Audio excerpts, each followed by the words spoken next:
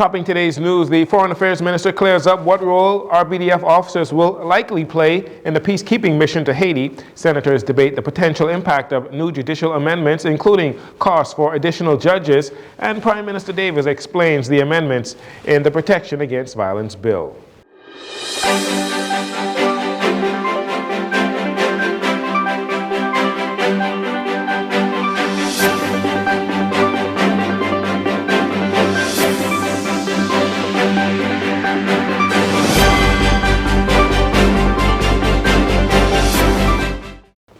Good evening, Bahamas. I'm Jarino Saunders. This is your JCN Evening News. It is a pleasure to have you join us.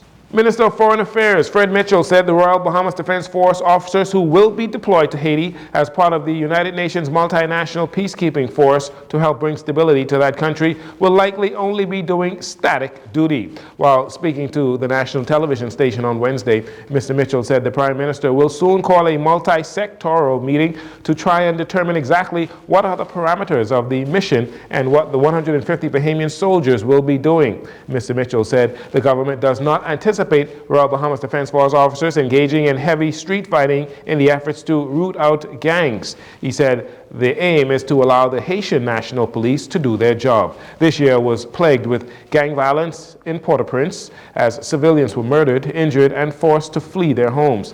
In August, Prime Minister Philip Davis said the worsening situation in that country is a concern for Bahamian officials and highlighted that it does pose a security issue for the Bahamas.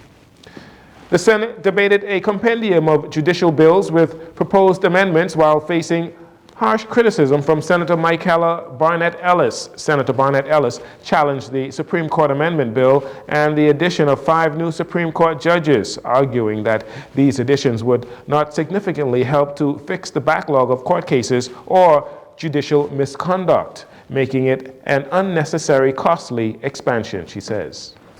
The amendment to the Supreme Court Acts seek to increase the number of Supreme Court judges by 5. So we're going from 20 to 25. Madam President, it almost appears, though, that this administration thinks that to solve crime and improve justice, we just need more judges. But Madam President, we cannot be that shallow-minded. These additional judges require that the court build more courtrooms, hire more clerks, more bailiffs. The court reporting unit needs to be expanded. Even though we have an electronic recording system, transcripts still need to be transcribed. Senator Barnett Ellis emphasized that the court budget is limited, accusing Attorney General Senator Ryan Pinder and the Davis administration of overpromising with the amendments. 5 additional judges means that we must hire more aides, purchase more cars, more judicial attire, more laptops, more research clerks, more subscriptions for legal research. But Madam President, there is nothing in the 2023-24 budget which makes provisions for these additional expenses. And I'm sure I'm not the only one that is sick and tired of this government overselling. Advocating for the bill, Senator Pinder made it known that resources will be made available for expansion, reassuring everyone that the proposed additional judges will indeed help with court delays and effectively revamping the justice system. If we are going to add 5 new justices, clearly we understand the infrastructure, expenditure, and support that is required, and we are prepared to provide the Chief Justice all the necessary resources he needs. She should know about that. She should know about that. Yeah. To be able to effect his plan and the expansion of the judiciary.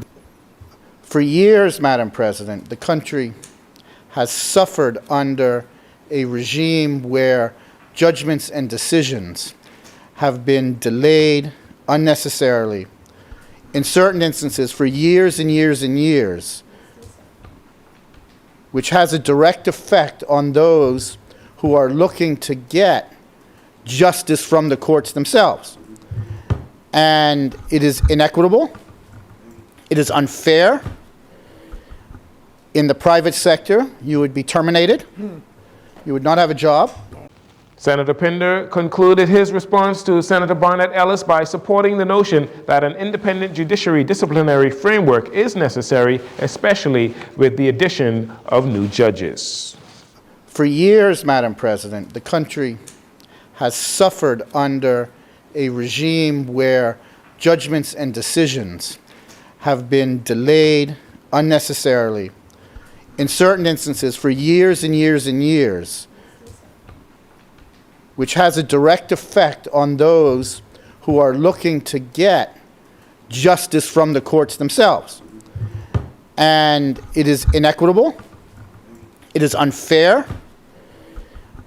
In the private sector, you would be terminated, you would not have a job. Meanwhile, Attorney General Senator Ryan Pinder announced that construction of a new court complex is underway, with construction expected to begin in 2024. The complex will house at least 19 new Supreme Courts, related judges' chambers, and support services. AG Pinder says the government has secured the purchase of 50 Shirley Street and 52 Shirley Street, formerly the Rodney E. Bain building. At the end of another year, 2023, as the Bahamas celebrates its Golden Jubilee, the management of Jones Communications Network is pleased to announce the JCN Person of the Year Award to businessman extraordinaire and leading philanthropist Sir Franklin Wilson. In a statement today, Chief Executive Officer of JCN, Kimberly Jones, spoke of the media house honoring exceptional Bahamians who have used head, heart, and hands to promote the common good of the Bahamas. This year, the outstanding personal contributions of Sir Franklin as the most impactful philanthropist in our country, they have been so impressive that JCN believes it should not go unnoticed or unrewarded. Among the many accomplishments by Sir Franklin Wilson is the establishment of the Wilson Foundation for tertiary level research, grants, and other important financial underwritings of scholastic works, as well as the recently announced Wilson Awards. These types of efforts make Sir Franklin an exemplar of what it means to give back. JCN management will also announce the Business of the Year Award at a ceremony scheduled for January 2024. And finally, in this segment, Youth Sports and Culture Minister Mario Boleg is confident that the Bahamas will be able to host the upcoming 2024 Carifta Aquatic Games, which is to be held at the renovated Betty Kelly Kenning Swim Complex. As per the minister, the government is committed to spending whatever is necessary to ensure that the event is a success. I am quite confident in the president, our contractor that is dealing with the pool. We intend to have a press conference that will deal to the repairs to the pools in January. And so then you will be updated as where we are with the pools.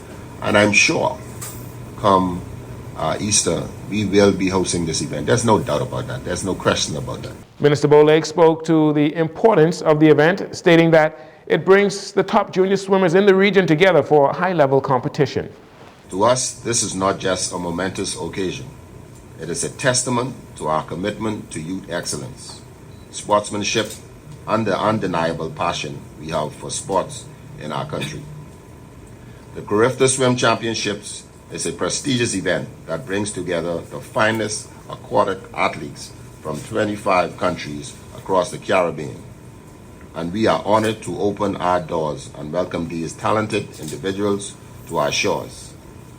As we prepare to host this exhilarating competition, we do so with the intention of defending our title with pride, determination, and the undeniable spirit that characterize the Bahamas. President of the Bahamas Aquatic Federation, Alton Coggle, spoke about the opportunity for the athletes to perform at home next April. They know that the Bahamas always organizes a first-class event. We organize a first-class Carifta track and field games here in Nassau, and swimming next year will be no different. So everyone wants to come to the Bahamas. They like the tourism, they like the people, they like the skills of our people, they like the way that things run on time and things operate as we announce they will. And coming to the Carifta Games here in Nassau, we will certainly have a first-class operation. And the local organizing committee that Mr. Thompson chairs, we have regular meetings in order that we can be prepared. We meet once a week at least. We have a lot of informal meetings with the CEO of the games to ensure that we have not just a first-class games, but our athletes and our visitors also have a very positive experience. This will be the first time the Bahamas hosts Carifta Swim since 2017. We'll take a break here. We'll be right back after these commercials.